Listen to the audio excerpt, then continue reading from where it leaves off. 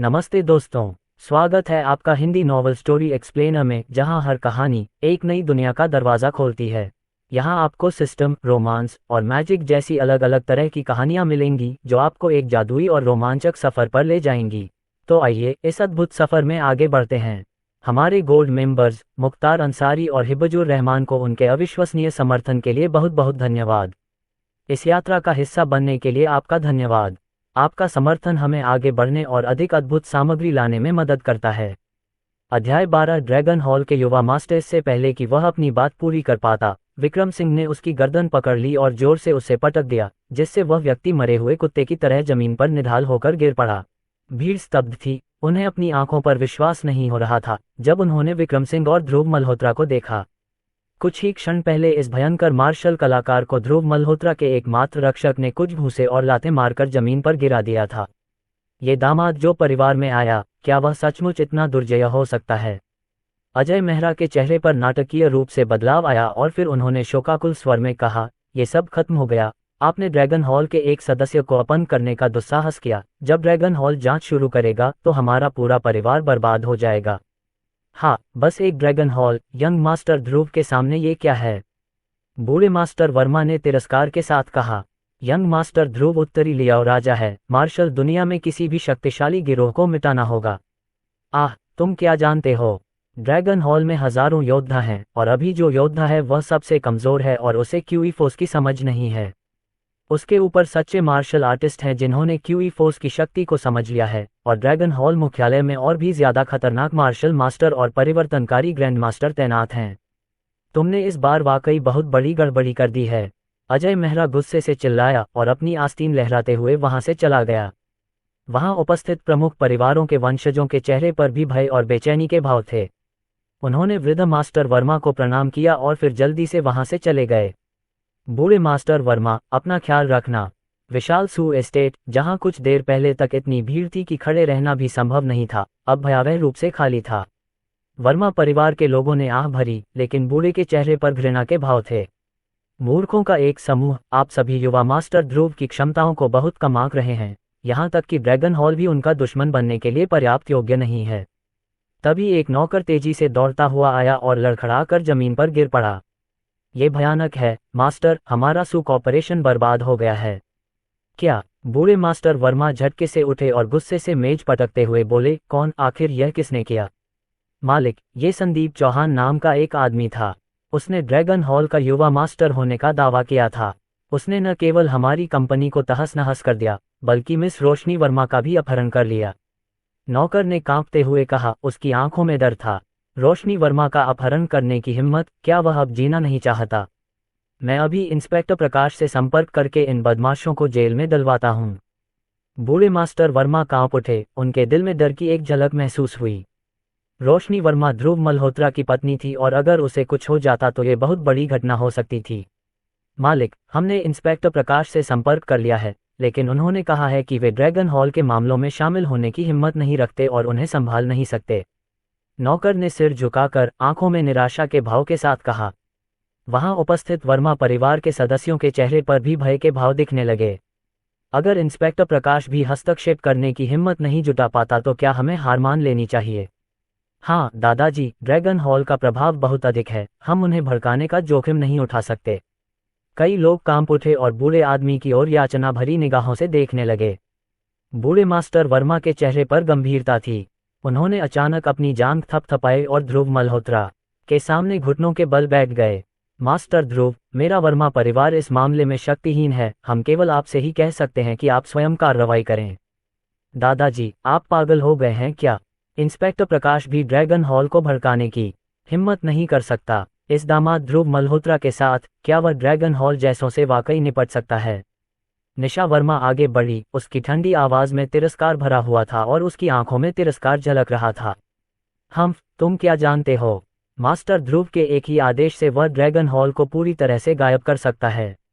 बूढ़े कुलपति सू ने गंभीरता से कहा, और कोई और स्पष्टीकरण नहीं दिया क्योंकि केवल वही ध्रुव मल्होत्रा की असली पहचान जानता था। ड्रैगन हॉल, उन्होंने रोशनी वर्मा का अपहरण करने की हिम्मत की। भले ही ड्रैगन हॉल मास्टर मेरे सामने घुटने टेक दे, मैं उन्हें नहीं छोड़ूंगा। ध्रुव मल्होत्रा ने ठंडे स्वर में कहा। उसकी आंखों में जानलेवा इरादे की एक ठंडी झलक थी। उसने एक कोने की ओर इशारा किया और नकाबपोश चेहरे वाला एक काला व्यक्ति उसके सामने जमीन पर रेंगता हुआ आया। महाराज, ड्रैगन हॉल के लोग अब चेन के निवास पर हैं। चेन ने कई गुंडों को वहां बुलाकर घात लगाने की तैयारी की है। कई गुंडे चेस सचमुच मौत को दावत दे रहे हैं। ध्रुव मल्होत्रा ने ठंडी हंसी में कहा, फिर कोने की ओर इशारा करते हुए आदेश दिया, ये शिकी और ये शिजयू आगे आओ। पफ पफ, दो आकृतियां अचानक सबके सामने प्रकट हुईं। वृद्ध कुलपति सु की आंखों में संदेह की झलक दिखाई दी। उन्होंने आगे बढ़कर पूछा, मास्टर ध्रुव, जैन परिवार ने 200 से अधिक गुंडों का प्रबंध किया है। इस बार आप कितने लोगों को अपने साथ ले जाने की योजना बना रहे हैं? क्या मैं वर्मा परिवार के लोगों को भी बुला लूं? कोई ज़रूरत नहीं, इन तीनों के रहते सिर्फ जैन परिवार के गुंडे ही समस्या नहीं रहेंगे, हजारों की फौज भी मुझे नहीं रोक पाएगी। ध्रुव मल्होत्रा ने हाथ हिलाया। तीनों व्यक्तियों की ओर देखते हुए उनका व्यवहार शांत हो गया। यह वृद्ध मुखिया सु बोलने ही वाले थे, लेकिन निशा वर्मा और अन्य लोगों के उपहासपूर्ण भावों को देखकर वे झिझक गए। हे, ध्रुव मल्होत्रा फिर से शेख ही बघार रहा है। अगर ये तीनों लड़ भी सकते हैं तो क्या वे इतने लोगों को हरा सकते हैं? क्या चेस के भारी भरकम वेतन वाले गुंडे शाकाहारी हैं? हम चींटियों का झुंड। तीनों क्यूआई फोर्स ग्रैंड मास्टर्स में से प्रत्येक एक ऐसा व्यक्ति है जो हजारों लोगों को मार गिराता है। मात्र 200 बदमाशों की तो बात ही छोड़िए, पूरी तरह से सशस्त्र सेना भी हमारा मुकाबला नहीं कर सकती। विक्रम सिंह ने आंखों में तिरस्कार के भाव के साथ ध्रुव मल्होत्रा को मुट्ठी से सलामी देते हुए कहा, महाराज, चूंकि जैन परिवार मृत्यु के बारे में इतना अनभिज्ञ है, यहाँ तक कि महिला का अपहरण करने का साहस भी कर रहा है, इसलिए लगता है कि हमें इस बार उन्हें खत्म कर देना चाहिए। हाँ, जैन परिवार मौत का हकदार है, ध्रुव मल्होत्रा ने कठोर स्वर में कहा और तीनों को एक जीप में बैठाकर जैन परिवार के परिसर की ओर तेजी से ले गया। वर्मा परिवार के लोग एक दूसरे की तरफ देखने लगे। निशा वर्मा खुद को ठहाके लगाकर हंसने से नहीं रोक पाई। हाँ, वह वाकई बड़ी बड़ी बातें करता है, बस एक शब्द और वह जैन परिवार को खत्म कर देगा। क्या वह खुद को स्वर्ग का भगवान समझता है? हे, चचेरे भाई, एक मरे हुए आदमी से बहस मत करो। वह जैन परिवार से भिड़ने की हिम्मत सिर्फ उन चंद लोगों के साथ कर रहा है, वह जल्द ही मर जाएगा। अरमान वर्मा ठंडी हंसी हंसा, उसका चेहरा पराजय से भरा हुआ था। मूर्खों, मास्टर ध्रुव की योग्यताएं ऐसी नहीं है जिन्हें तुम समझ सको। क्या चेन, ये छोटे लोग उत्तरी लियाओ राजा से निपट सकते हैं? बूढ़े कुलपति सु ने मन ही मन कोसा, फिर नौकरों को आदेश दिया कि वे द्वार की अच्छी तरह से रखवाली करें ताकि ध्रुव मल्होत्रा का स्वागत किया जा सके। जैन परिवार के परिसर में नौकरों ने एक दावत का आयोजन किया जिसमें मेजों पर अबालोन और चिड़िया के घोंसले जैसे महंगे व्यंजन सजाए गए। परिवार के मुखिया महेश जैन ने खुद शराब परोसी और संदीप चौहान से सम्मानपूर्वक कहा, युवा मास्टर लियू, आप वाकई बहुत शक्तिशाली हैं। सिर्फ आधे घंटे में आपने सु कॉर्पोरेशन को धूल चटा दी है, यहाँ तक कि रोशनी वर्मा नाम की महिला को भी पकड़ लिया है। हे, वर्मा परिवार क्या है? मेरे आदमी ड्रैगन हॉल के मार्शल आर्टिस्ट हैं, उनमें से कोई भी इन कुलीन परिवारों में आसानी से छा सकता है। संदीप चौहान ने गर्व से कहा, रेड वाइन का गिलास पीते हुए और फिर रोशनी वर्मा की ओर देखते हुए अपने होंठ चाटते हुए। हे, मुझे उम्मीद नहीं थी कि इतनी छोटी सी जगह इतनी सुंदर होगी। ये यात्रा व्यर्थ नहीं गई। रोशनी वर्मा ने गुस्से से अपना चेहरा पीला करते हुए कहा, तुम बेशर्म हो, मैं एक शादीशुदा औरत हूँ। अगर उसे नशा न दिया होता तो वह लड़ने के लिए बेताब होती। एक विवाहित महिला, क्या ये और भी बेहतर नहीं है? इससे मुझे आपको प्रशिक्षित करने की परेशानी से छुटकारा मिल गया। संदीप चौहान ने चिढ़ाते हुए कहा, इसके अलावा आपका पति मरने वाला है, इसलिए अब आपको विवाहित महिला नहीं माना जा सकता है। तुम बकवास कर रहे हो। रोशनी वर्मा का चेहरा कांप उठा और आंसू रुकने का नाम नहीं ले रहे थे। बेशक वह इन लोगों की ताकत जानती थी, यहाँ तक कि सु कॉर्पोरेशन के विशेष अंगरक्षकों को भी उन्होंने कुछ ही चालों में अक्षम कर दिया था। अगर उन्होंने ध्रुव मल्होत्रा पर कोई चाल चली तो परिणाम अकल्पनीय थे। अध्याय 13 डार्क एनर्जी मास्टर। हे, महेश जैन के अंदर खुशी की लहर दौड़ गई। जब से उसका बेटा मरा था तब से वह बदला लेने का सपना देख रहा था, और अब ये जानते हुए कि उसका दुश्मन ध्रुव मल्होत्रा खत्म होने वाला है और यहाँ तक कि उसकी पत्नी भी लियू शाओ का खिलौना बनने वाली है, वह इतना उत्साहित था कि वह लगभग पागल हो गया था। लियू शाओ, आपके आदमी आधे घंटे से बाहर हैं, अब तक तो वे वापस आ ही गए होंगे, है न? महेश जैन ने थोड़ा झुककर पूछा। मैं अभी उन्हें फोन करता हूं और कहता हूं कि वे तुरंत ध्रुव मल्होत्रा का सिर मेरे पास ले आएं। संदीप चौहान ने सिर हिलाया और अपने अधीनस्थों को फोन करने के लिए अपना मोबाइल फोन निकाला। इसी समय प्रवेश द्वार से एक ठंडी आवाज आई। इसकी कोई जरूरत नहीं है। टकराना। एक व्यक्ति ने मेज पर पटक कर अबालोन और समुद्री खीरे को तोड़ दिया तथा सूप के रस से महेश जैन और संदीप चौहान को भिगो दिया, जिससे वे पूरी तरह अस्त व्यस्त दिखाई देने लगे। वह कौन है? संदीप चौहान का चेहरा गुस्से से लाल हो गया। जैसे ही वह अपने आदमियों को घुसपैठिए को पकड़ने का आदेश देने वाला था, उसने टेबल पर उस आदमी का चेहरा देखा और तुरंत चौंककर चिल्लाया, जो शियोंग, तुम्हें इस तरह कैसे पीटा गया? वह आदमी वास्तव में उसका मार्शल आर्टिस्ट जो जियोनग था। अब उसकी हड्डियां टूटी हुई थीं और उसके अंदरूनी अंग विस्थापित हो गए थे। वह प्रभावशाली मार्शल आर्टिस्ट नहीं था, बल्कि एक टूटे हुए आदमी की तरह था। खांसी खांस। लियू शाओ, ये वही कमीना ध्रुव मल्होत्रा था। उसने मुझे अपंग कर दिया और कहा कि वह तुमसे बदला लेने के लिए आया है। जो शियोंग ने जोर से खांसते हुए तुरंत मुंह से ताज़ा खून थूका, संदीप चौहान का हाथ पकड़ लिया और घृणा से कहा, लियू शाओ, तुम्हें मेरा बदला लेना होगा। ठीक है, ठीक है, ठीक है। संदीप चौहान ने अपने होंठ तब तक काटे जब तक कि उसमें से खून नहीं निकलने लगा। ध्रुव मल्होत्रा और दरवाजे पर खड़े अन्य लोगों को नरभक्षी निगाहों से घूरते हुए, दहाड़ते हुए कहा, मेरे पूरे जीवन में किसी ने भी मेरी अवहेलना नहीं की है। मैं तुम्हारे मांस के टुकड़े टुकड़े कर दूंगा और तुम्हें इस दुनिया में पैदा होने का पछतावा करवाऊंगा। लियू शाओ, तुम्हें एक उंगली भी नहीं उठानी पड़ेगी। वे केवल 4 हैं और मेरे पास इतने सारे लोग हैं। एक एक वार करो और हम उन्हें कीमा बना देंगे। महेश जैन ने अपना हाथ हिलाया और ध्रुव मल्होत्रा को क्रूर मुस्कान के साथ घूरा। अच्छा बेटा, चूंकि तुम खुद को मेरे दरवाजे तक ले आए हो, इसलिए मुझे अपने बेटे का बदला लेने के लिए तुम्हारे टुकड़े टुकड़े करने का दोष मत दो। देखते ही देखते 200 से ज्यादा गुंडे दीवारों से नीचे कूद पड़े। हर एक ने दांतेदार चाकू लहराते हुए ध्रुव मल्होत्रा और उसके साथियों को घेर लिया। उनकी आंखें भयंकर थीं और उनके ब्लेड पर खून की बदबू थी। ये स्पष्ट था कि वे मारने और लड़ने में माहिर थे और यहाँ तक कि संदीप चौहान ने भी उनकी प्रशंसा करते हुए कहा, अच्छा, बॉस चेन वास्तव में अपना काम जानता है। इतने सारे प्रशिक्षित लड़ाकों के साथ, भले ही वे कुछ मार्शल कलाकार हों, वे मौत से नहीं बच सकते। महेश जैन ने मुस्कुराते हुए आराम से अपनी 8 अमर कुर्सी पर झुकते हुए अपने और संदीप चौहान के लिए एक ग्लास रेड वाइन डाली। जब मेरे लड़के ध्रुव मल्होत्रा को मार देंगे तो मैं जश्न मनाने के लिए पीऊंगा। हाँ, बढ़िया। संदीप चौहान ने ताली बजाई और जोर से हंसा। दोनों व्यक्ति निश्चिंत थे और मान रहे थे कि ध्रुव मल्होत्रा मर चुका है। फिर भी ध्रुव मल्होत्रा ने बस व्यंग्य किया और उन पर नजर डाली, फिर अपना हाथ उठाया और कहा, ये शे आगे आओ। ये कचरा तुम छोड़ो। हाँ सर। उन दोनों ने दृढ़ निश्चय के साथ उसे सैन्य सलामी दी और फिर अपने नंगे हाथों से 200 से अधिक चाकूधारी गुंडों पर हमला कर दिया। बेवकूफों, क्या वे सचमुच सोचते हैं कि वे अमर हैं, जो अकेले ही 100 लोगों से लड़ रहे हैं? महेश जैन ने घृणा से कहा और अपनी शराब की गिलास उठाए उनकी मौत का जश्न मनाने के लिए तैयार हो गए। लेकिन अगले ही पल वह इतना स्तब्ध रह गया कि उसने अपने हाथ में रखा गिलास कुचल दिया और चीख पड़ा, ये कैसे हो सकता है? दोनों खड़े होकर तोप के गोलों की तरह आगे की ओर वार कर रहे थे। उनकी मुट्ठियां हथौड़े के वार की तरह बाएं दाएं घूम रही थीं। जोरदार प्रहारों के साथ उनके आसपास के गुंडे जमीन पर गिर गए, उनके अपने ब्लेड पीछे की ओर मुड़ गए, उनके चेहरे और गर्दन पर गोल गोल वार करने लगे।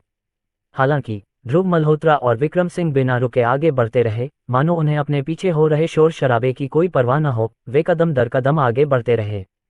जब तक वे खाने की मेज पर पहुंचे, वे 200 आदमी पहले ही जमीन पर गिर चुके थे, वहीं पड़े थे और लगातार चिल्ला रहे थे। ये कैसे संभव है?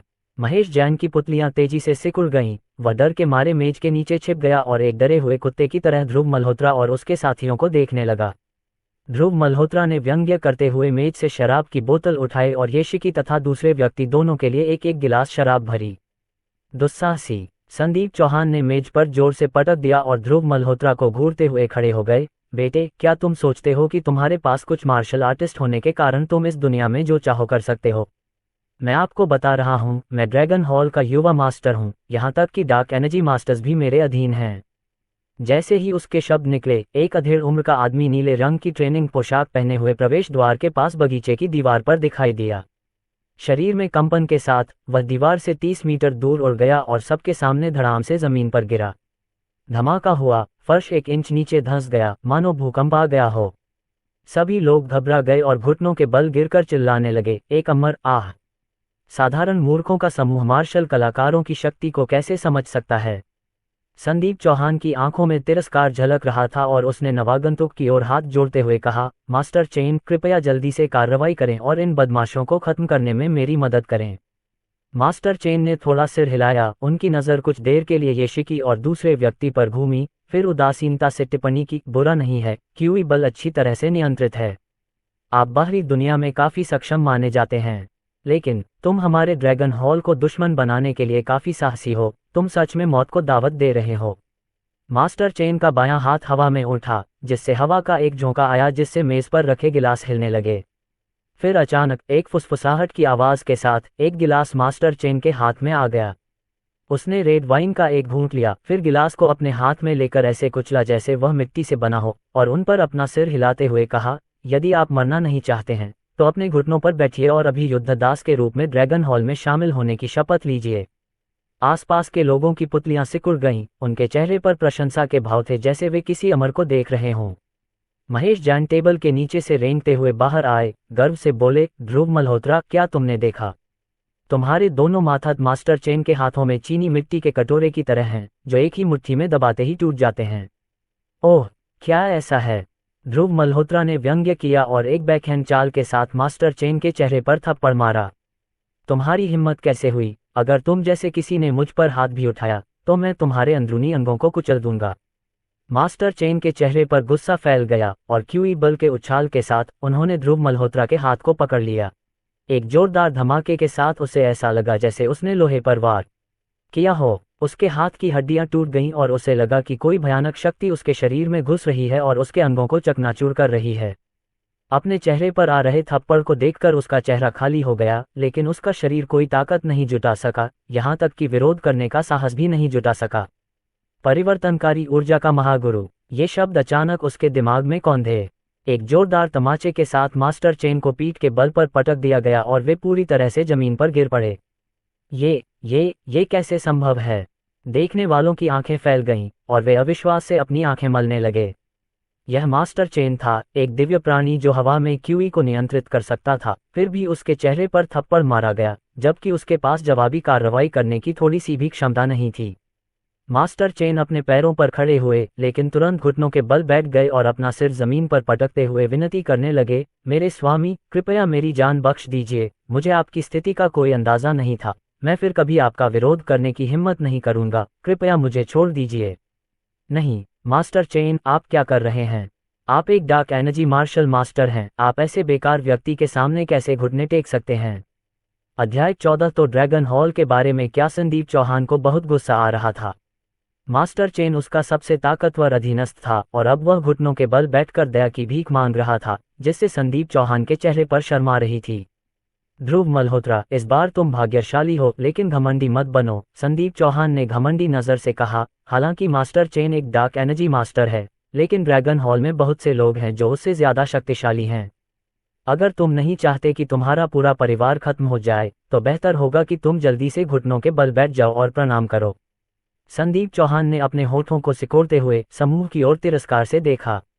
हे, भले ही ध्रुव मल्होत्रा प्रतिभाशाली हो, वह ड्रैगन हॉल में इतने सारे विशेषज्ञों को नहीं हरा सकता, और फिर भी उसे युवा मास्टर लियू के सामने खुद को विनम्र करना होगा, है न? महेश जैन, आत्मसंतुष्टि से भरे हुए, जमीन से ऊपर उठे और व्यंग्य करते हुए कहा, युवा मास्टर ध्रुव, आप उसे इतनी आसानी से नहीं छोड़ सकते, है न?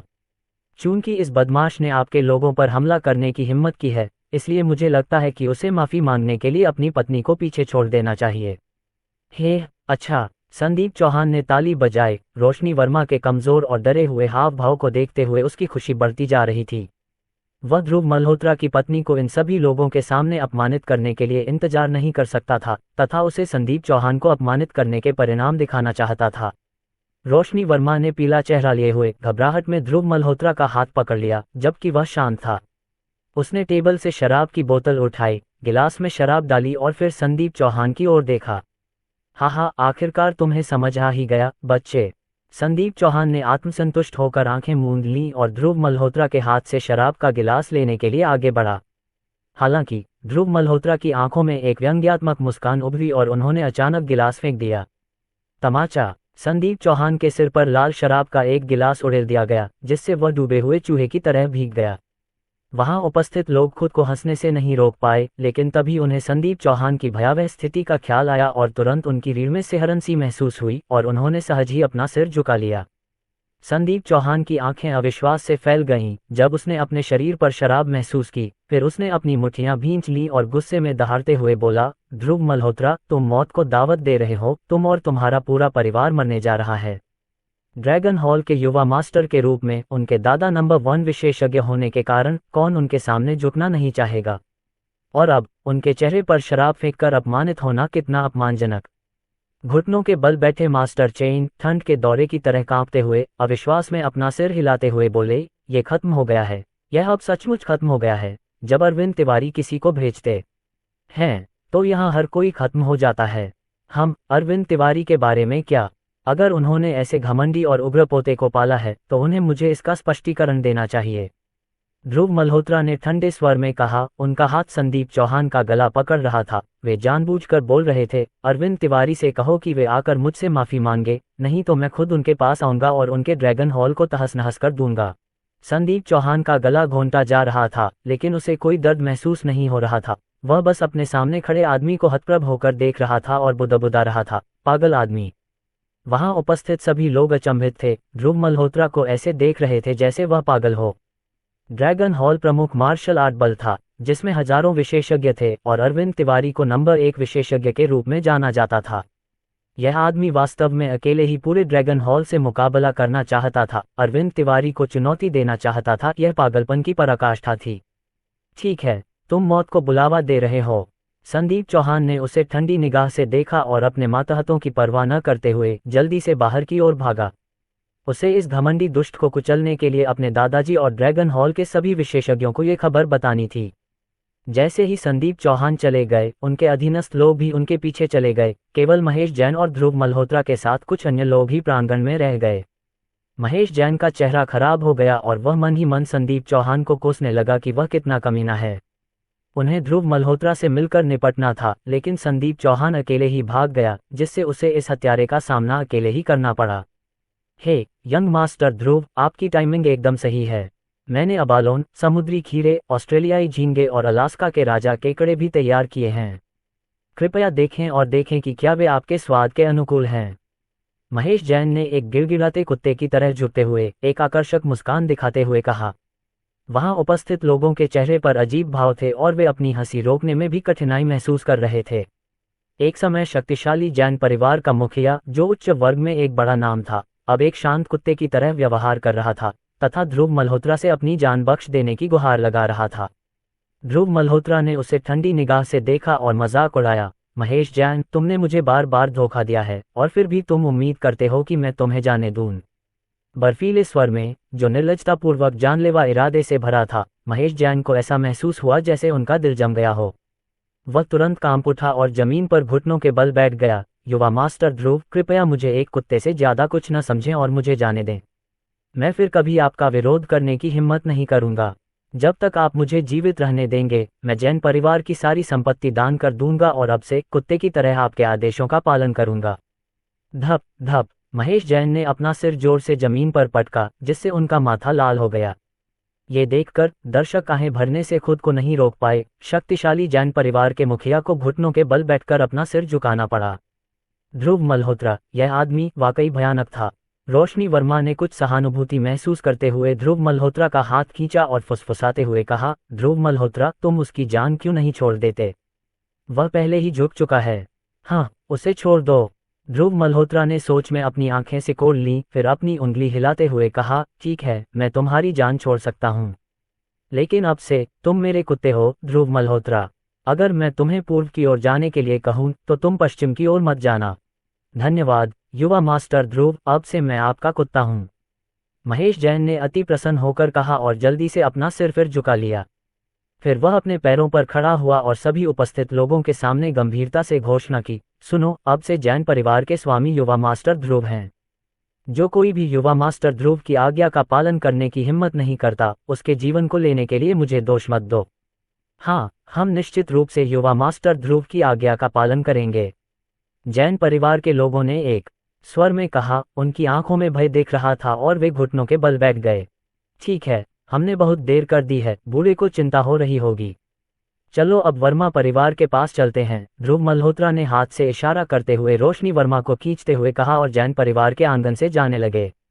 इस समय महेश जैन आगे बढ़े, उनका शरीर झुक गया और वे मुस्कुराए। युवा मास्टर ध्रुव, अपनी क्षमा याचना दिखाने के लिए मुझे आपका ड्राइवर बनने दें और आपको वर्मा परिवार के पास वापस ले चलें। ठीक है, ठीक है, ध्रुव मल्होत्रा ने उदासीनता से अपना सिर हिलाते हुए कहा, जबकि उसके बगल में बैठी रोशनी वर्मा ने आश्चर्य से अपनी आंखें बड़ी कर लीं। यह महेश जैन थे, जो उनके दादा के समकक्ष व्यक्ति थे तथा एक प्रमुख खिलाड़ी थे। अब वह व्यक्तिगत रूप से उनके ड्राइवर के रूप में सेवा कर रहे थे। ये पहली बार था। शायद शहर के उच्च सम्मानित अधिकारियों को भी ऐसा सम्मान नहीं मिला होगा, है न? हे, धन्यवाद यंग मास्टर ध्रुव।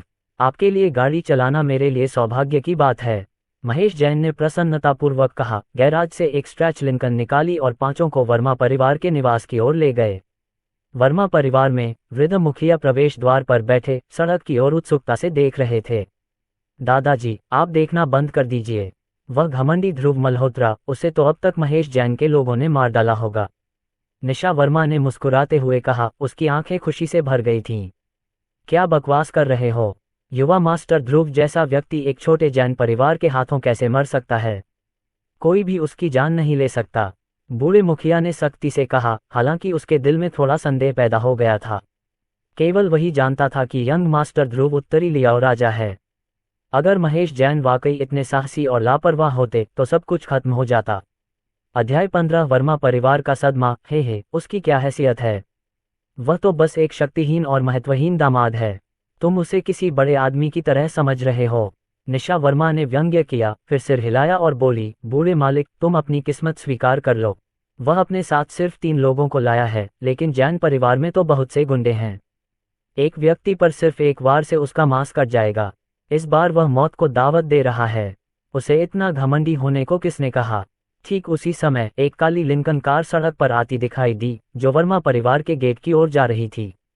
क्या यह महेश जैन की कार नहीं है? निशा वर्मा ने घूरते हुए उत्साह से कहा। हाँ, मुझे पता था। यह महेश जैन ही होगा जो लाश लेकर आ रहा है। वह दरिंदा ध्रुव मल्होत्रा सचमुच मर चुका है। नहीं, ये संभव नहीं हो सकता। युवा मास्टर ध्रुव कैसे मर सकते हैं? बूढ़ी महिला सू की आवाज कांप उठी और उसने अपनी छड़ी एक तरफ फेंक दी और जल्दी से सड़क पर आ गई। उसे स्वयं देखना था कि क्या युवा मास्टर ध्रुव सचमुच मर चुका है। लिंकन कार का दरवाजा खुला और महेश जैन ड्राइवर सीट से बाहर निकले। हाँ, मैंने तुमसे कहा था, यह महेश जैन ही होगा जो लाश लेकर आ रहा होगा, निशा वर्मा ने कंधे उचकाते हुए कहा। महेश जैन ने बस उसे एक सरसरी नज़र से देखा और फिर तेजी से पीछे के दरवाजे की ओर बढ़े, झुके और उसे खोलते हुए आदरपूर्वक कहा, युवा मास्टर ध्रुव, कृपया कार से बाहर निकलें। ध्रुव मल्होत्रा कार से बाहर निकले और महेश जैन एक नौकर की तरह उनके पीछे पीछे चल पड़े। इस दृश्य ने वर्मा परिवार के सभी लोगों को स्तब्ध कर दिया। निशा वर्मा का मुंह खुला का खुला रह गया और वह अविश्वास में बुदबुदाई, नहीं, ये संभव नहीं है। वह दरिंदा ध्रुव मल्होत्रा कैसे बच सकता है और महेश जैन उसका माथा कैसे हो सकता है? महेश जैन का चेहरा काला पड़ गया। उन्होंने आगे बढ़कर उसके चेहरे पर इतनी जोर से थप्पड़ मारा कि उसकी गर्दन मुड़ गई।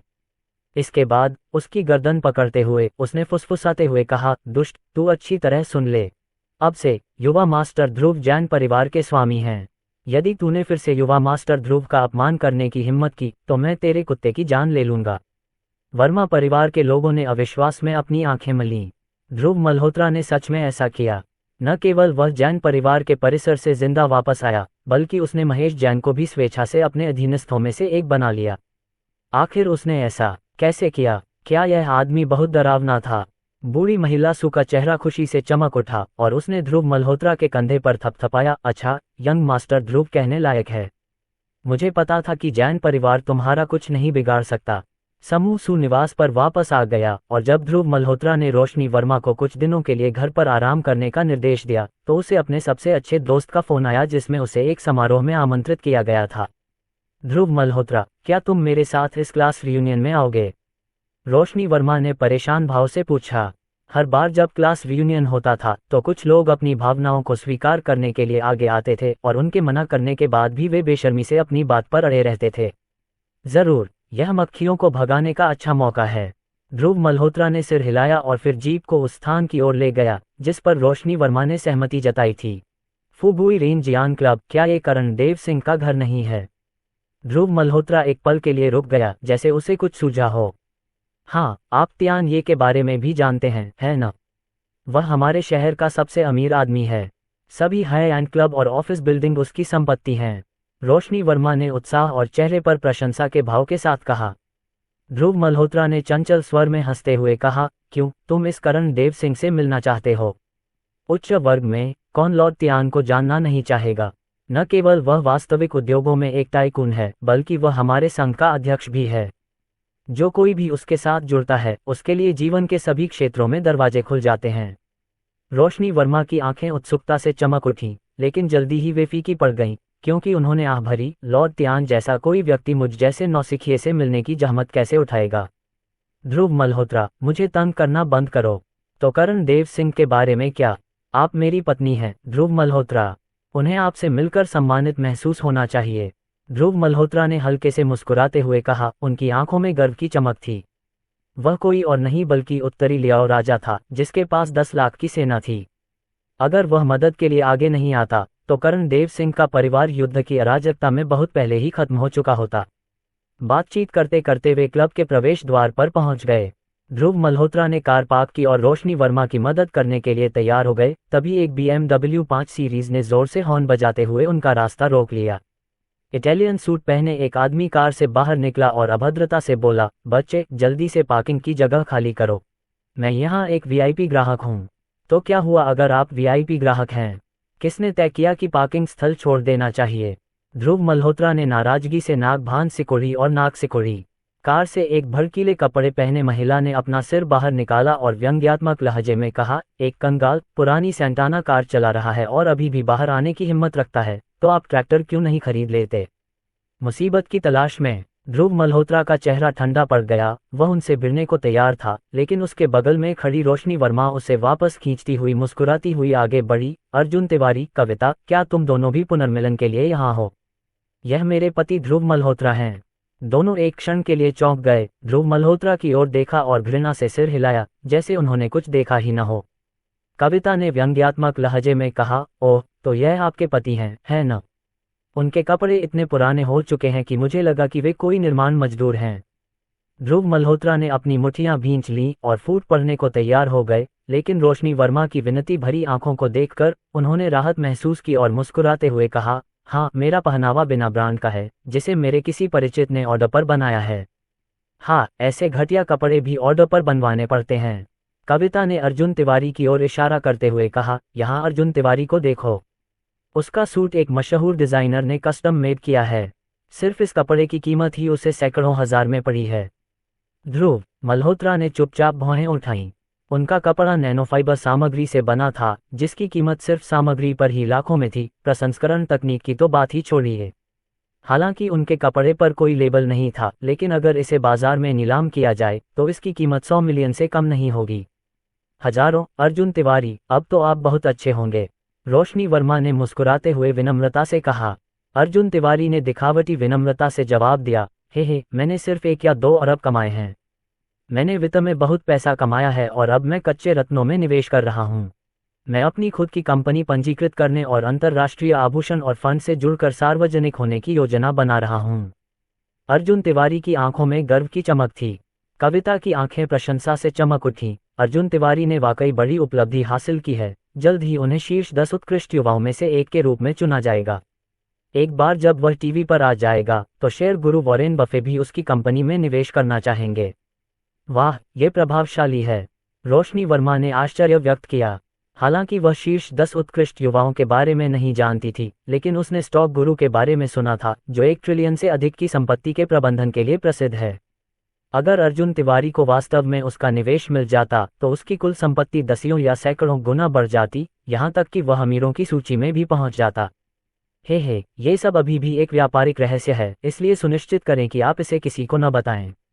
अर्जुन तिवारी ने गंभीरता दिखाते हुए आंख मारी और सभी को सावधान किया। अध्याय 16 सबसे अमीर आदमी। कविता मुस्कुराए और सराहना करते हुए बोली, ठीक है, हर कोई जानता है कि बॉस लिन कितना शांत स्वभाव का है। निश्चिंत रहें, मैं निश्चित रूप से राज नहीं बताऊंगी। ये कहते हुए वह कुछ लोगों को क्लब के मुख्य द्वार की ओर ले गई। रास्ते में ध्रुव मल्होत्रा की नज़र उस BMW पर अजीब सी नज़र पड़ी। क्या बात है, तुमने पहली बार इतनी लग्जरी कार देखी है कि तुम ठीक से चल भी नहीं पा रहे हो, कविता ने व्यंग्यात्मक लहजे में कहा। हाँ, मैंने ऐसा पहली बार देखा है। क्या ये कार इस्तेमाल की हुई नहीं है? फिर लाइसेंस प्लेट पर अभी भी हरा नौसिखिया चिन्ह क्यों है? ध्रुव मल्होत्रा ने आंखें सिकोड़ते हुए अर्जुन तिवारी की ओर देखते हुए अपने चेहरे पर मजाक उड़ाया। हाँ, कुछ दिन पहले मेरे ड्राइविंग लाइसेंस में कुछ समस्या थी, मैंने अभी इसे फिर से जारी करवाया है, इसलिए यह प्लेट अभी नहीं है। अर्जुन तिवारी ने अपना हाथ हिलाया, फिर व्यंग्यात्मक लहजे में कहा, आपको नहीं लगता कि मैं नई कार नहीं खरीद सकता और मैंने पुरानी कार खरीद ली है न? यंग मास्टर लिन, इस कंगाल से बात करने की क्या जरूरत है? वह खुद एक अच्छी कार नहीं खरीद सकता, इसलिए वह मानता है कि बाकी सभी लोग उसके जैसे ही हैं। कविता ने ध्रुव मल्होत्रा की ओर घृणा से देखा, फिर रोशनी वर्मा को डांटा। रोशनी वर्मा, बेहतर होगा कि तुम अपने पति को नियंत्रित करो। ये बहुत बुरा है कि उसके पास कोई क्षमता नहीं है, उसे हर समय यंग मास्टर लिन से ईर्ष्या नहीं करनी चाहिए। ऐसा कहते हुए उसने पैर पटका और अर्जुन तिवारी को आगे खींच लिया। जैसे ही वे दोनों क्लब की लॉबी में दाखिल हुए, उनकी मुलाकात टैंक सूट पहने एक बूढ़े आदमी से हुई। कविता ने उसे देखा और तिरस्कारपूर्वक कहा, देखो तुम कहाँ जा रहे हो? क्या तुमने मेरा कार्टियर बैग नहीं देखा? अगर तुमने इसे नुकसान पहुंचाया है तो क्या तुम इसे खरीद सकते हो? बूढ़े आदमी ने भौहें सिकुड़ी, उसके हाथ में रखे बैग पर नजर डाली और ठंडे स्वर में कहा, कार्टियर का नवीनतम रॉयल प्रिंसेस संग्रह बाजार में नहीं बिकता। केवल प्रमाणित स्टार ग्राहक ही इसे खरीदने के योग्य हैं। आपके हाथ में जो बैग है वह स्पष्ट रूप से किसी कारखाने से आया नकली सामान है। कविता का चेहरा सख्त हो गया और फिर उसने अपनी गर्दन उठाए और गुस्से से चिल्लाई, तुम अपने आप को क्या समझते हो? सिर्फ इसलिए कि तुम कहते हो कि यह बिक्री के लिए नहीं है, ये बिक्री के लिए नहीं है। बेहतर होगा कि तुम जल्दी से पैसे चुका दो, नहीं तो मैं किसी को बुला लूंगी। युवा मास्टर लिन, क्या आप सिक्स डोर्स ऑर्गेनाइजेशन के कैप्टन वांग को नहीं जानते? जल्दी से उसे बुलाओ और इस बूढ़े मूर्ख को गिरफ्तार करवाओ। कविता ने अहंकारी भाव से अर्जुन तिवारी की ओर देखा। हालांकि वह पसीने से तरबतर था, उसने अपना सिर हिलाते हुए कहा, कविता, जल्दी से इस सज्जन से माफी मांगो। अर्जुन तिवारी, तुम्हें किस बात का डर है? ये बूढ़ा आदमी इतने गंदे कपड़े पहनता है, ये स्पष्ट रूप से ध्रुव मल्होत्रा जैसा ही गरीब है। कविता ने तिरस्कारपूर्वक कहा और बूढ़े आदमी की गर्दन पकड़ने के लिए आगे बढ़ी।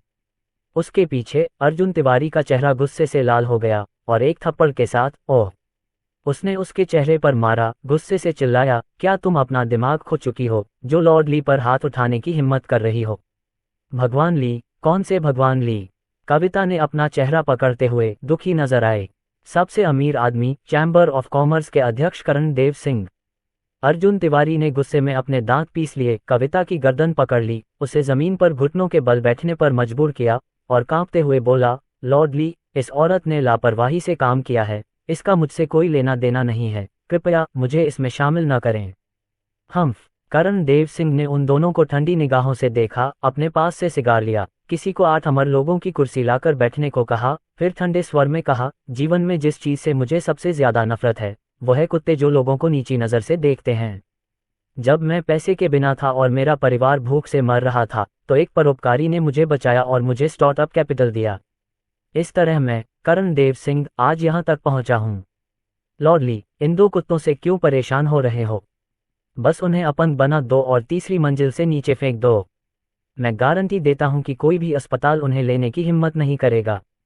क्लब मैनेजर ने ठंडे स्वर में कहा और अपने आदमियों को कार्रवाई करने का संकेत देने के लिए हाथ उठाया। कविता इतनी डरी हुई थी कि उसके चेहरे पर ठंडा पसीना बहने लगा। वह जमीन पर घुटनों के बल बैठ गई और अपना सिर इतनी जोर से जमीन पर पटक दिया कि उसके सिर पर खून के निशान पड़ गए। उसने करण देव सिंह की पतलून की टांगें पकड़ लीं और गिड़गिड़ाने लगी, मास्टर शर्मा, कृपया मुझे छोड़ दें, मैं वास्तव में आपकी पहचान नहीं जानती थी। अर्जुन तिवारी भी बुरी तरह डर गया और जल्दी से आगे बढ़ा, एक बिजनेस कार्ड थमाते हुए प्रणाम किया। मास्टर शर्मा, मैं अर्जुन तिवारी हूँ, क्लाउड पीक फंड का संस्थापक। मैं आपसे एक बार चैम्बर ऑफ कॉमर्स की मीटिंग में मिला था, कृपया उस परिचय के लिए मेरी जान बख्श दें। क्लाउड पीक फंड, यह क्या है? करण देव सिंह ने ठंडे स्वर में कहा, बिजनेस कार्ड को कूड़ेदान में फेंक दिया और फिर हाथ हिलाकर अपने आदमियों को काम शुरू करने का संकेत दिया। कविता और दूसरा व्यक्ति जमीन पर गिर पड़े और आसपास के लोगों से मदद की गुहार लगा रहे थे। कई पुराने सहपाठी जो उन्हें देख रहे थे, मानो वे उन्हें पहचान नहीं रहे थे, वे जल्दी से कई कदम पीछे हट गए। रोशनी वर्मा और ध्रुव मल्होत्रा भी अंदर आ गए। रोशनी वर्मा को कुछ दया आ गई, उसने अपने होंठ काटे और आगे बढ़कर करण देव सिंह को हाथ जोड़कर प्रणाम किया। मास्टर शर्मा, ये दोनों मेरे सहपाठी हैं, कृपया वर्मा परिवार की खातिर इस बार इन्हें छोड़ दीजिए। वर्मा परिवार, सूर्य वर्मा, बूढ़े मास्टर, तुम्हारा मतलब है? करण देव सिंह ने एक पल सोचा, फिर अपना सिर हिलाया। नहीं, भले ही श्री सूर्य वर्मा खुद आगे आए, आप जूनियर की तो बात ही छोड़िए। यह रोशनी वर्मा स्पष्ट रूप से परेशान थी और उसने अपने पीछे ध्रुव मल्होत्रा को देखा, फिर विनती की, ध्रुव मल्होत्रा, क्या तुमने नहीं कहा था कि तुम करण देव सिंह को जानते हो? क्या तुम उससे विनती कर सकते हो कि वह कियान और बाकी लोगों को छोड़ दे? आखिरकार वे मेरे सहपाठी हैं। हालांकि उसे लगा कि ध्रुव मल्होत्रा शेखी बघार रहा है, फिर भी उसे हल्का सा एहसास था कि ध्रुव मल्होत्रा करण देव सिंह को जानता है। रोशनी वर्मा, यहाँ मूर्खता मत करो। ध्रुव मल्होत्रा, ये लड़का मास्टर शर्मा को कैसे जान सकता है? वहां मौजूद कई सहपाठियों ने सिर हिलाया और तिरस्कार से उसकी ओर देखा। मैं वास्तव में किसी मास्टर शर्मा को नहीं जानता। मैं सिर्फ ओडली नाम के एक व्यक्ति को जानता हूं, जो एक छोटे से सीमावर्ती शहर में पकौड़े बेचने का स्टॉल लगाता था। ध्रुव मल्होत्रा ने हल्की हंसी और सिर हिलाते हुए कहा, उनकी आवाज में दृढ़ता थी। ध्रुव मल्होत्रा, तुम क्या बकवास कर रहे हो? मास्टर शर्मा सबसे अमीर आदमी हैं, वे पकौड़ी कैसे बेच सकते हैं? तुम पागल हो गए हो क्या? आसपास के लोग जोर जोर से चिल्लाने लगे और करण देव सिंह के लिए काम करने वाला मैनेजर सख्त चेहरे के साथ आया, डांटते हुए बोला, तुम्हारी हिम्मत कैसे हुई? तुम कौन होते हो मास्टर शर्मा को बूढ़ा अली कहने वाले और उन पर पकौड़ी बेचने का आरोप लगाने वाले? घुटनों के बल बैठो और तुरंत माफी मांगो, नहीं तो हम तुम्हें बाहर निकाल देंगे। इससे पहले कि वह पूरी तरह से बोल पाता, दो लंबे कद के आदमी उसकी ओर बढ़े और उसके कंधों पर जोर से हाथ मारा। रोशनी वर्मा पीली पड़ गईं और निराशा से चीखने लगीं। दूसरी ओर कविता और अर्जुन तिवारी के चेहरे पर उदासी के भाव थे। वे तुरंत ध्रुव मल्होत्रा की बांह मरोड़ने और उसे शर्मनाक तरीके से हॉल से बाहर निकाले जाने का दृश्य देखने के लिए उत्सुक थे। लेकिन उसी समय करण देव सिंह अचानक कांप उठे, अपनी कुर्सी से उठे और उन्हें रोकने के लिए आगे बढ़े तथा तत्काल कहा, रुको, मैंने कहा था रुको। मास्टर शर्मा, ये लड़का आपकी निंदा कर रहा है। दोनों बलवान व्यक्ति हैरान थे, उनकी आंखें आक्रोश से भरी हुई थीं। बकवास। करण देव सिंह का चेहरा काला पड़ गया। वह आगे बढ़ा और दो जोरदार थप्पड़ जड़ दिए, जिससे दोनों मजबूत आदमी लड़खड़ा गए और फिर ध्रुव मल्होत्रा के सामने झुके। मैं अपने नौकरों के अनुशासनहीनता के लिए माफी मांगता हूं और मैं युवा मास्टर ध्रुव से माफी मांगता हूं। उनके चेहरे पर जीवंत भाव थे और यदि आसपास इतने लोग न होते तो वे तुरंत ध्रुव मल्होत्रा के सामने घुटने टेक देते। अध्याय 17। करण देव सिंह का उपहार। यदि उस समय महामहिम उत्तरी युद्ध राजा न होते तो वह बूढ़ा अली अराजकता बेचने वाले एक बूढ़े व्यक्ति से एक नायक कैसे बन सकता था जो एक क्षेत्र पर शासन करता था? यह सभी की आंखें चौड़ी हो गईं। वे जो देख रहे थे उस पर विश्वास नहीं कर पा रहे थे। स्वर्गीय दादाजी वास्तव में किसी से व्यक्तिगत रूप से क्षमा मांग रहे हैं और वह मल्होत्रा परिवार का दामाद भी है। उसकी पृष्ठभूमि किस प्रकार की है? ध्रुव मल्होत्रा ने सिर हिलाया और अपने आसपास के संदिग्ध चेहरे को देखने के बाद उसने करण देव सिंह की ओर देखा और हंसते हुए कहा, मैंने वास्तव में गलत देखा। अराजकता बेचने वाला वह बूढ़ा अली बिल्कुल आपके जैसा दिखता है। करण देव सिंह एक क्षण के लिए स्तब्ध रह गए, फिर उन्हें जल्दी ही एहसास हो गया कि उत्तरी युद्ध राजा नहीं चाहते थे कि उनकी पहचान किसी को पता चले। उसने सिर हिलाया, फिर जमीन पर लेटे अर्जुन तिवारी की ओर देखने लगा। अर्जुन तिवारी, क्या ऐसा है? चैम्बर ऑफ कॉमर्स के चेहरे को देखते हुए, मैं तुम्हें इस बार छोड़ दूंगा। इतना कहकर उन्होंने ध्रुव मल्होत्रा की ओर झुककर प्रणाम किया और फिर मुड़कर हॉल से बाहर चले गए। अर्जुन तिवारी खड़े हो गए, उनका सिर उलझन में घूम रहा था। स्वर्गीय दादाजी ने अचानक उन्हें माफ क्यों कर दिया? हालांकि कविता ने कृतज्ञता का भाव दिखाया और उत्साह से उसका हाथ पकड़ लिया। अर्जुन तिवारी, मैं वास्तव में इसके लिए आपकी बहुत आभारी हूं। अगर स्वर्गीय दादाजी ने आपको सम्मान नहीं दिया होता तो मैं निश्चित रूप से मर चुकी होती। ओह! अर्जुन तिवारी चौंक गए, फिर उन्होंने गर्व से अपना हाथ उठाया। हाँ, ये कुछ भी नहीं है, हम सभी सहपाठी हैं। मैं निश्चित रूप से खड़ा होकर आपको मरते हुए नहीं देख सकता। अर्जुन तिवारी, तुम सचमुच बहुत नेक हो, कुछ सहपाठियों ने प्रशंसा करते हुए कहा। उनकी आंखें सम्मान से भर गईं। केवल रोशनी वर्मा ने ध्रुव मल्होत्रा की ओर असमंजस से देखा। उन्हें हमेशा लगता था कि करण देव सिंह का जाना ध्रुव मल्होत्रा की वजह से हुआ। अर्जुन तिवारी गर्व से भरे हुए सीना तानकर कई लोगों को निजी कमरे में ले गए। कविता ने मेज पर रखे मेनू पर नजर डाली और तुरंत बोली, अर्जुन तिवारी, यहाँ की चीजें बहुत महंगी हैं। सिर्फ एक रात के लिए निजी कमरे का किराया 2 लाख है, ड्रिंक्स और पेय पदार्थों का तो कहना ही क्या। ये कम से कम 3 लाख होगा। 3 लाख, ये तो बहुत बड़ी रकम है। भीड़ के चेहरों पर परेशानी साफ झलक रही थी। सिर्फ एक क्लास रियूनियन और इसकी लागत 3 लाख से ज्यादा थी। वे इतना खर्च नहीं कर सकते थे। अरे, इसकी चिंता मत करो, आज रात का सारा खर्च मैं खुद ही उठा लूंगा, अर्जुन तिवारी ने उदारता से कहा और सभी ने प्रशंसा भरी निगाहों से उसकी ओर देखा।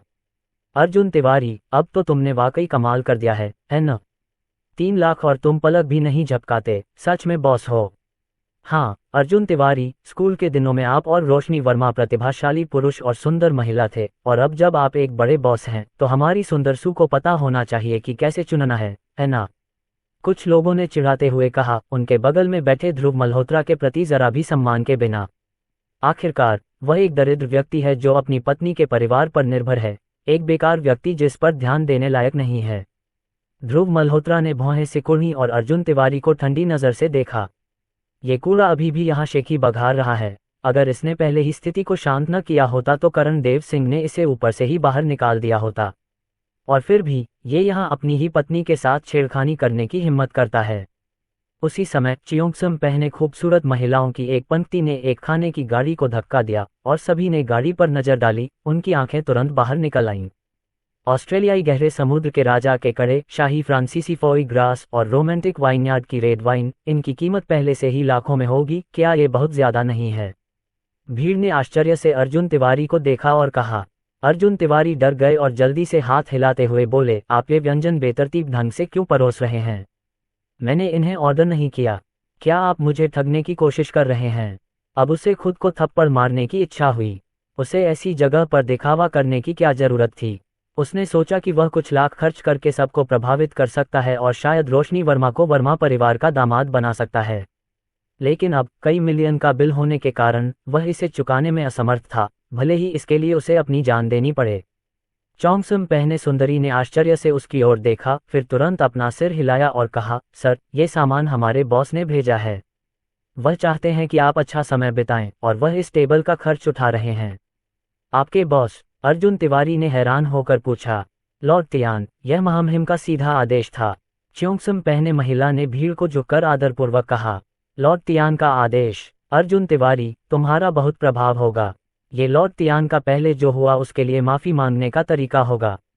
कविता ने उत्साह से उछलते हुए कहा। अर्जुन तिवारी, नहीं, अब मुझे तुम्हें यंग कहना चाहिए। तुम लॉर्ड तियान जैसे बड़े लोगों को भी जानते हो। तुम निश्चित रूप से अमीरों की सूची में एक टाइकून बनने की ओर अग्रसर हो। भीड़ ने चापलूसी भरे अंदाज में अपनी आंखें बंद करके श्रद्धा का भाव दिखाया।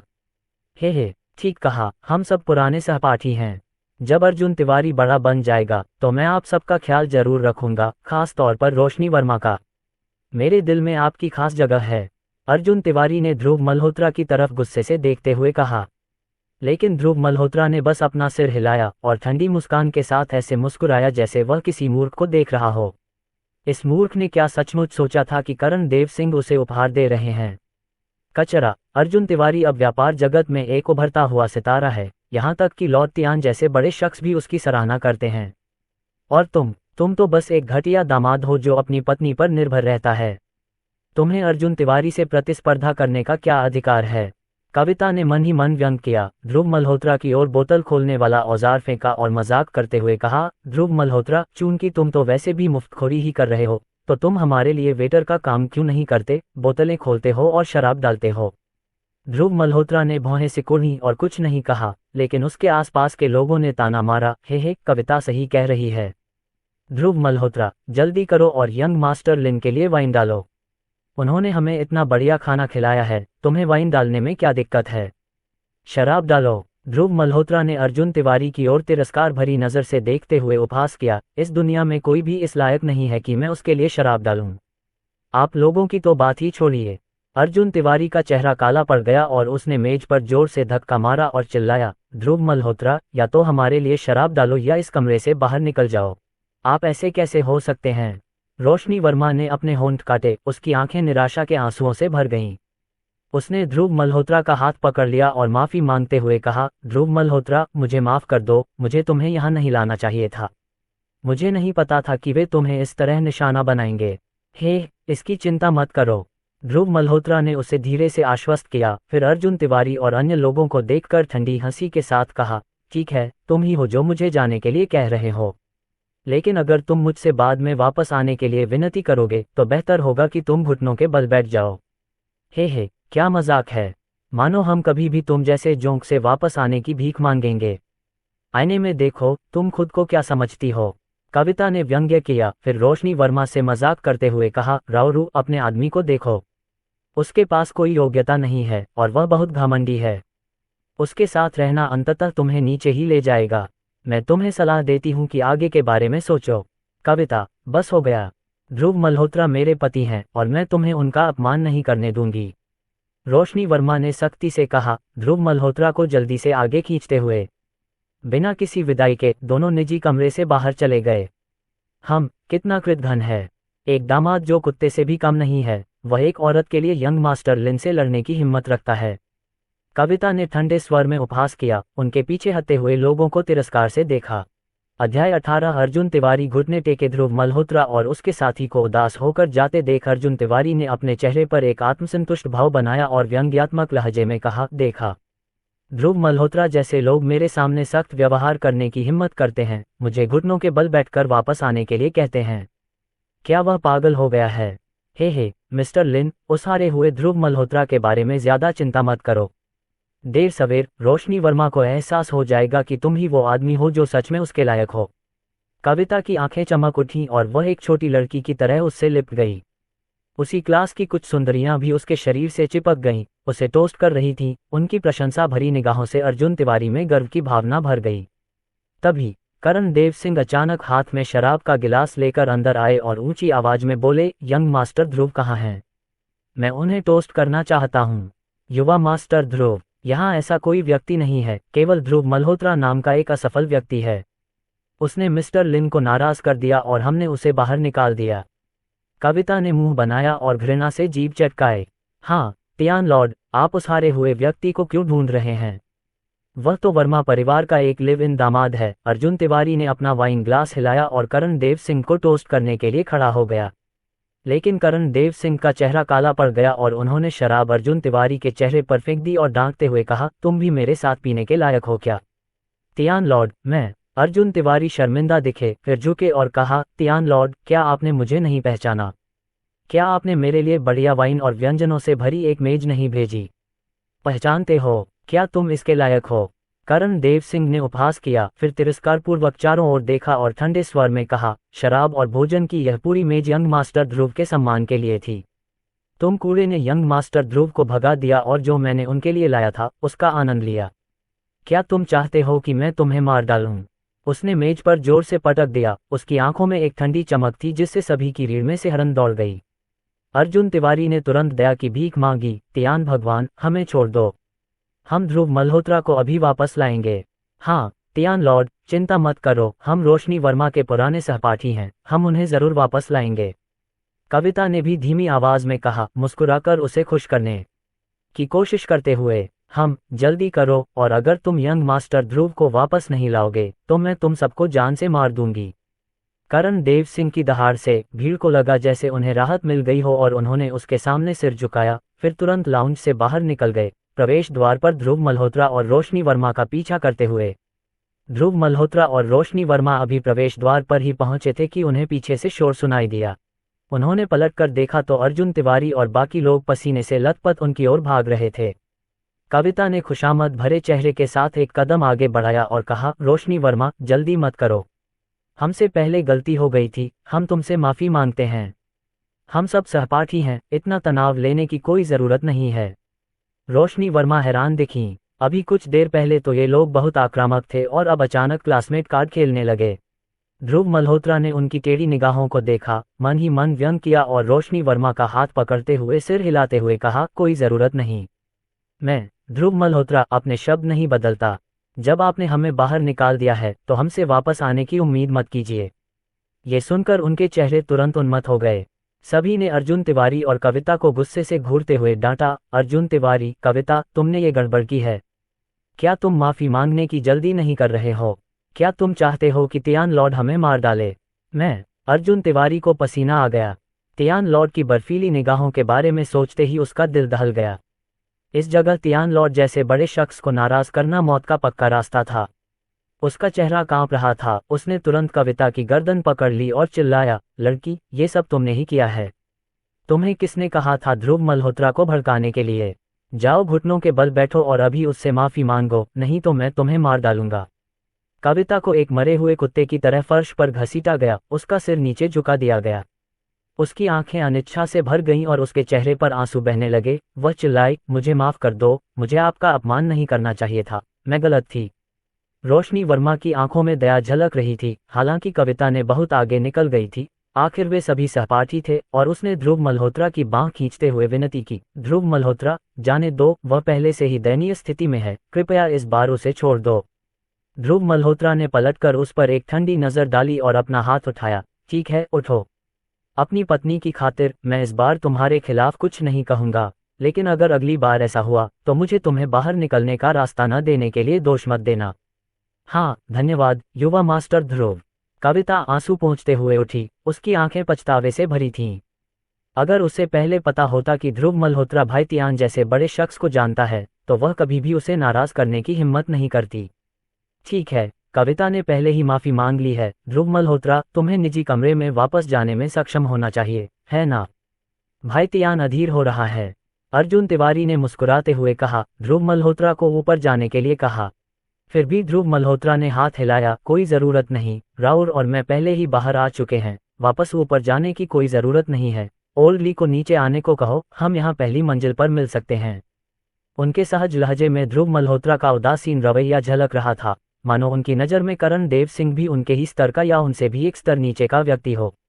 वहां मौजूद सभी लोग हैरान रह गए और अर्जुन तिवारी ने असंतुष्ट होकर कहा, ध्रुव मल्होत्रा, क्या तुम पागल हो गए हो? भाई तियान, हमारे व्यापार जगत के शीर्ष टाइकून किस तरह के व्यक्ति हैं? उन्हें आपसे मिलने के लिए नीचे बुलाना, क्या आप बहुत अहंकारी नहीं हैं? हाँ, ध्रुव मल्होत्रा, गुस्सा मत हो, जल्दी करो और भाई तियान से मिलने ऊपर जाओ, वरना अगर वो नाराज हो गए तो वर्मा परिवार को भी तुम्हारी वजह से तकलीफ होगी। लोग फुसफुसाए, अपने सिर हिलाते हुए जैसे किसी पागल को देख रहे हों। यहाँ तक कि रोशनी वर्मा भी भौहें सिकोड़कर ध्रुव मल्होत्रा का हाथ पकड़कर बोलने ही वाली थीं। उसी समय गलियारे में कदमों की आवाज गूंजी। 20 से अधिक अंगरक्षक रास्ता साफ करते हुए करण देव सिंह जल्दी से नीचे उतरे और ध्रुव मल्होत्रा को प्रणाम किया। मास्टर ध्रुव मल्होत्रा, मैं सचमुच मौत का हकदार हूं क्योंकि मैं आपके आने पर आपसे नहीं मिल सका। जब वे झुके तो उनका पूरा सिर ध्रुव मल्होत्रा के सिर से 1 फुट नीचे था। उनका विनम्र और सम्मानजनक रवैया ऐसा था मानो वे किसी राजा के समक्ष हों। वहां उपस्थित सभी लोगों के चेहरे पर आश्चर्य और हैरानी के भाव थे। शहर में कौन भाई तियान की प्रतिष्ठा के बारे में नहीं जानता था, और अब वह ध्रुव मल्होत्रा को इतनी सम्मानपूर्वक श्रद्धांजलि दे रहे थे मानो दुनिया उलट गई हो। अर्जुन तिवारी डर के मारे उछल पड़े। उन्होंने शुरू में सोचा था कि ध्रुव मल्होत्रा केवल भाई तियान को जानते हैं, लेकिन ये देखते हुए कि तियान उनके साथ कितना सम्मानपूर्वक व्यवहार करता है, अगर उन्होंने उनके बारे में बुरा भला कहा तो क्या यह उनके लिए अंत नहीं होगा? वह एक कदम आगे बढ़ा, जमीन पर घुटनों के बल बैठा और अपना दाहिना हाथ ऊपर उठाकर उसने अपने चेहरे पर जोरदार तमाचा मारा। जोरदार थप्पड़ों की आवाज वहां उपस्थित सभी लोगों ने सुनी।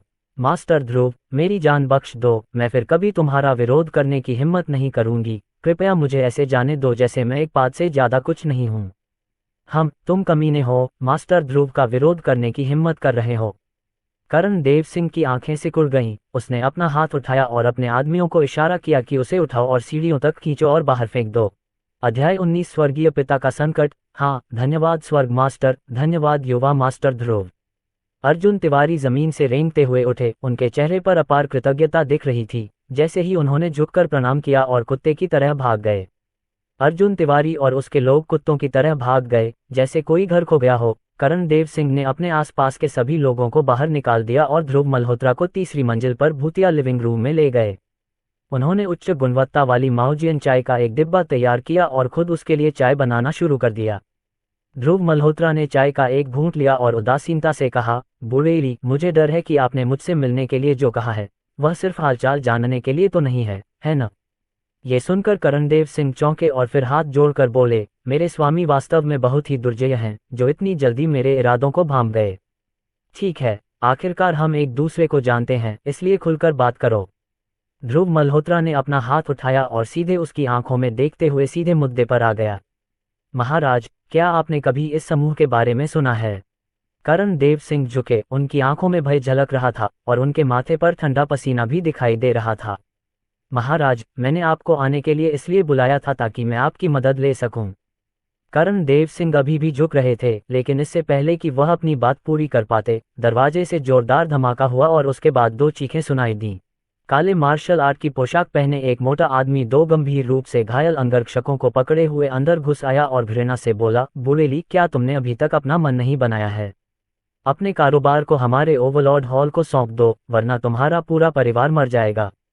क्या आपको लगता है कि इन अंगरक्षकों को काम पर रखकर आप हमारे अधिपति हॉल के एक मार्शल कलाकार के साथ हाथ मिला सकते हैं? आप वास्तव में खुद को बहुत अधिक आंक रहे हैं। ये कहते हुए उसने दोनों अंगरक्षकों को जोर से 10 मीटर दूर फेंक दिया, जिससे वे बेहोश हो गए। कमरे में मौजूद कई अंगरक्षकों के चेहरे पर भय का भाव झलकने लगा। 160 पाउंड के आदमी को आसानी से 10 मीटर ऊपर फेंक देने वाले इस व्यक्ति की ताकत 1000 पाउंड से कम नहीं होगी। उसका एक हल्का मुक्का किसी के भी दिमाग को चीर सकता है। हे भगवान, हमें खेद है, हमने आपका पैसा ले लिया है और हमें आपके लिए अपनी जान देने के लिए तैयार रहना चाहिए, लेकिन ये हमारी क्षमता से परे है।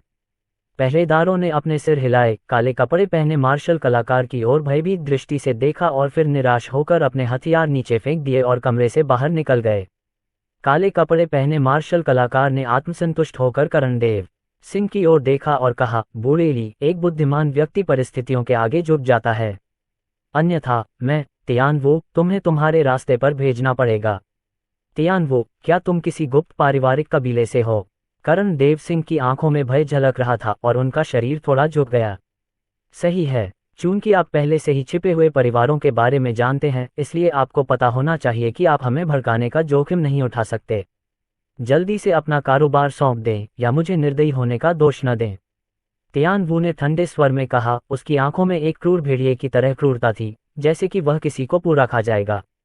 करण देव सिंह को अपनी रीढ़ की हड्डी में ठंडक महसूस हुई, लेकिन फिर भी उसने खुद को मजबूती से संभाला और अपना सिर हिलाते हुए कहा, तियानवू, क्या तुम सोचते हो कि मैं, करण देव सिंह, मौत से डरकर इस स्थिति तक पहुंचा हूं? हे, तुम्हें मरने से डर नहीं लगता, लेकिन क्या तुम्हारी पोती को डर लगता है? तियानवू ने अपने हाथ पीछे करके इशारा करते हुए व्यंग्य किया। दो तगड़े आदमी हाथों में खंजर लिए एक छोटी लड़की को लेकर बाहर निकले और उनकी बंदूकें लड़की के नाजुक चेहरे पर तान दी गईं। जुन, करण देव सिंह की आंखों से आंसू बह निकले और वह क्रोधित होकर कहने लगा, साले, तुम्हारे पास ज़मीर नहीं है, तुम अच्छी मौत नहीं मरोगे। दांत पीसते हुए वह अचानक ध्रुव मल्होत्रा के सामने घुटनों के बल बैठ गया और विनती करने लगा, युवा मास्टर ध्रुव, मैं आपसे विनती करता हूं, मेरी पोती को बचा लीजिए।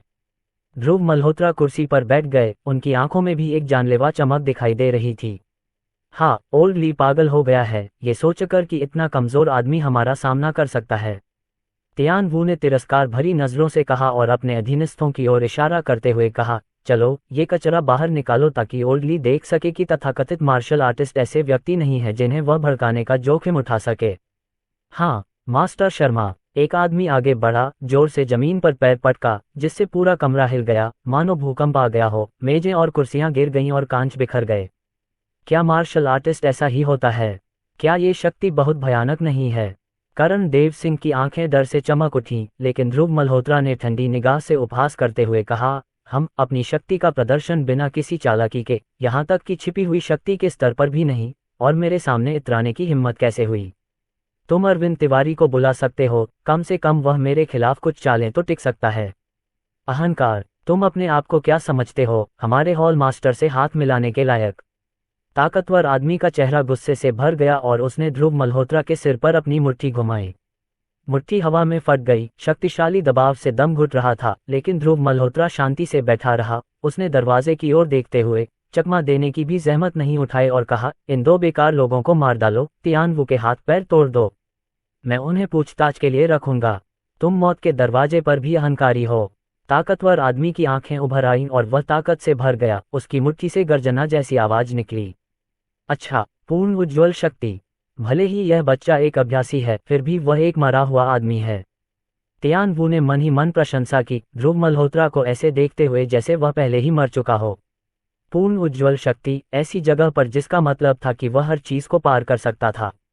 और तभी विक्रम सिंह का शरीर अचानक आगे आया और उसने अपनी छाती से वार झेल लिया। एक जोरदार धमाके के साथ विस्फोट जैसी आवाज हुई। उस बलवान व्यक्ति के हाथ की हड्डियां टूट गईं, लेकिन विक्रम सिंह वहीं सुरक्षित खड़ा रहा। उसने छलांग लगाई और एक बलवान व्यक्ति की गर्दन पकड़ ली और जोर से मरोड़ दिया। 2 झटकों के साथ ही दोनों बलवान व्यक्ति बिना किसी प्रतिरोध के जमीन पर गिर पड़े। तियान वू के चेहरे पर आश्चर्य की लकीरें थीं, जैसे वह खिड़की से बाहर छलांग लगाने की कोशिश कर रहा हो, लेकिन विक्रम सिंह पहले खिड़की तक पहुंच गया और उसे मुर्गे की तरह गर्दन से पकड़कर उठा लिया। तियान वू ने गुस्से से संघर्ष करते हुए कोसते हुए कहा, क्या तुम पागल हो गए हो? मेरा तियान परिवार एक छिपा हुआ कबीला है और मेरा दूसरा चाचा एक छिपी हुई ताकत वाला मार्शल कलाकार है।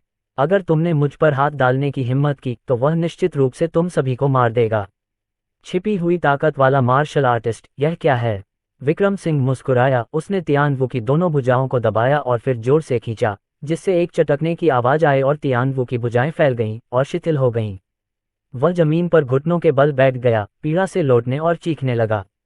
अध्याय 20। तियान परिवार की साजिश। सवाल सुनकर चौंककर तियान वू ने उसे दोबारा देखा और कहा, तुम मल्होत्रा परिवार के कमीने हो, तुम अभी भी जीवित हो। ध्रुव मल्होत्रा के चेहरे पर ठंडक छा गई और वह तियान वू के घुटने पर पैर पटकने लगा, उसके जोड़ों को पीसकर चूर्ण बना दिया और ठंडे स्वर में बोला, बोलो, तुमने उस समय मल्होत्रा परिवार को क्यों निशाना बनाया? तड़पते हुए तियान वू ने इधर उधर लुढ़कना चाहा, लेकिन ध्रुव मल्होत्रा के पैर ने उसे जमीन पर मजबूती से दबा दिया। वह केचुए की तरह सिकुड़ गया और बुरी तरह रोते हुए बोला, हमारे पास कोई विकल्प नहीं था। कई एकांतप्रिय परिवार, सिर्फ तुम्हारा मल्होत्रा परिवार बतांग में शामिल नहीं होना चाहता था। ये सब ऊपर से आदेश था। बतांग, ये हमेशा तुम ही हो। ध्रुव मल्होत्रा की आंखें बर्फीली हो गईं जब उसने तियान वू को दूर धकेल दिया, उसे सीढ़ियों से गेंद की तरह लुढ़कते हुए देखा और ठंडे स्वर में कहा, वापस जाओ और तियान परिवार के लोगों से कहो, आज से तीसरे दिन मेरे माता पिता की मृत्यु की सालगिरह पर मैं व्यक्तिगत रूप से तियान परिवार से मिलूंगा और अपने माता पिता को सम्मान देने के लिए तुम्हारे सिर का उपयोग करूंगा। इतना कहकर वह रोशनी वर्मा के साथ आलीशान क्लब से बाहर निकल गया। जब वे दोनों वर्मा परिवार के प्रांगण में वापस लौटे तो जैसे ही वे अंदर जाने वाले थे, सुरक्षा गार्ड ने उन्हें रोक दिया। आप क्या कर रहे हैं? रोशनी वर्मा ने असमंजस से पूछा। बूढ़े मास्टर अब बहुत बीमार हैं। युवा मास्टर अरमान वर्मा के आदेश का पालन करते हुए हम बाहरी लोगों को सुनिवास में प्रवेश की अनुमति नहीं देते हैं, सुरक्षा गार्ड ने सख्ती से कहा। उसकी आंखों में तिरस्कार की झलक दिख रही थी। बाहर से आए एक दत्तक पोती और दामाद, साथ ही 2 बाहरी लोग, वर्मा परिवार के पहले पोते के साथ प्रतिस्पर्धा करने का सपना देख रहे थे, बस मौत को आमंत्रित कर रहे थे। दादाजी गंभीर रूप से बीमार हैं, मुझे उन्हें देखना है। रोशनी वर्मा के चेहरे पर तत्परता दिखी और उसने सुरक्षा गार्ड को धक्का देकर आगे निकलने की कोशिश की, लेकिन उसने उसे जोर से पीछे धकेल दिया और कठोरता से कहा, रोशनी वर्मा, क्या तुम मेरी बात नहीं समझी? युवा मास्टर अरमान वर्मा ने बोल दिया है। वह अब वर्मा परिवार के प्रभारी हैं और उन्होंने तुम्हें वर्मा परिवार से बाहर निकाल दिया है। अब तुम्हें कभी भी सुनिवास में पैर रखने का अधिकार नहीं है। नहीं, अरमान वर्मा ऐसा कैसे कर सकता है? मैं दादाजी की पोती हूँ, मैं ऐसे समय में उनसे कैसे दूर रह सकती हूँ? रोशनी वर्मा आंसू में अपने घुटनों पर गिर पड़ी, शक्तिहीन लग रही थी। उस समय अरमान वर्मा, निशा वर्मा और अन्य लोगों के साथ बाहर आए और उन दोनों पर व्यंग्यात्मक नजर डालते हुए कहा, रोशनी वर्मा, अगर तुम सच में वर्मा परिवार के दरवाजे से अंदर आना चाहती हो तो यह असंभव नहीं है। रोशनी वर्मा का चेहरा चमक उठा और उसने झुककर विनती की, अरमान वर्मा, चचेरे भाई, कृपया मुझे दादाजी से मिलने दो, आप जो भी कहोगे मैं करूंगी। ठीक है, ध्रुव मल्होत्रा ने तियान परिवार को नाराज कर दिया है और अगर तुम उसे तलाक दे दोगे तो मैं तुम्हें दादाजी से मिलवा दूंगा। अरमान वर्मा ने मुस्कुराते हुए कहा, उसकी आंखें संतुष्टि से भरी हुई थीं।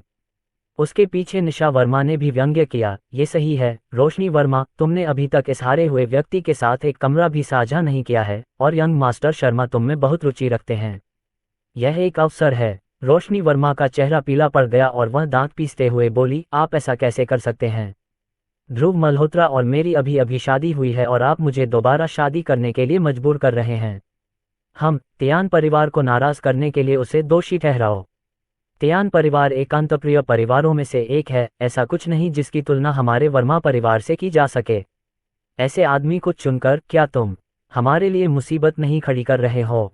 अरमान वर्मा ने ठंडे स्वर में कहा। उसकी आंखों में अधीरता झलक रही थी। फिर उसने दरवाजे पर खड़े सुरक्षा गार्डों को इशारा किया, तुम लोग किसका इंतजार कर रहे हो? इस बेकार ध्रुव मल्होत्रा को पकड़ो और बाद में उसे तियान परिवार के पास ले जाकर माफी मांगो। हाँ, यंग मास्टर, 6 सुरक्षा गार्ड आगे बढ़े और ध्रुव मल्होत्रा की गर्दन तक पहुंच गए। ध्रुव मल्होत्रा की आंखों में एक ठंडी चमक चमक उठी और उसने कई थप्पड़ों से जवाब दिया। पप पप पप पप, पटाखों की तरह गूंजती आवाजें, सभी गार्ड जमीन पर गिर पड़े। इसके बाद वह आगे बढ़ा और अरमान वर्मा का गला पकड़ लिया। नहीं, तुम क्या कर रहे हो? मैं वर्मा परिवार का सबसे बड़ा पोता हूं और तुम सिर्फ एक दामाद हो जो शादी करके आया है। अगर तुमने मुझ पर हाथ उठाने की हिम्मत की तो वर्मा परिवार तुम्हें ऐसा करने नहीं देगा। अरमान वर्मा का चेहरा पीला पड़ गया था, उसके दांत लगातार बज रहे थे। ध्रुव मल्होत्रा, तुम निकम्मे हो, अभी चचेरे भाई अरमान वर्मा को रिहा करो। बूढ़ा आदमी मरने वाला है और चचेरा भाई अरमान वर्मा हमारे वर्मा परिवार का मुखिया बनने वाला है। अगर तुमने परिवार के मुखिया पर हाथ उठाने की हिम्मत की तो पूरा वर्मा परिवार तुम्हें जरूर मार डालेगा। निशा वर्मा ने ठंडे स्वर में कहा। ध्रुव मल्होत्रा के चेहरे पर थप्पड़ मारने के लिए अपना हाथ उठाया। हालांकि ध्रुव मल्होत्रा ने उसे एक ठंडी नज़र से देखा और बैकहैंड से जोरदार तमाचा जड़ दिया। एक तमाचे के साथ निशा वर्मा का चेहरा एक और मुड़ गया। अपना गाल पकड़ते हुए उसने गुस्से से कहा, ध्रुव मल्होत्रा, क्या तुम पागल हो गए हो? मैं अब तियान परिवार के सबसे बड़े युवा मास्टर की प्रेमिका हूँ। तियान परिवार एक मार्शल आर्ट परिवार है, वे तुम्हें चींटी की तरह कुचल सकते हैं। तियान परिवार, भले ही वे मेरे लिए नहीं आते हैं, मैं उनका सफाया कर दूंगा। ध्रुव मल्होत्रा ने ठंडे स्वर में कहा और बेहद अपमानजनक तरीके से अरमान वर्मा को जमीन पर फेंक दिया और फिर रोशनी वर्मा को सामने के दरवाजे से खींच लिया।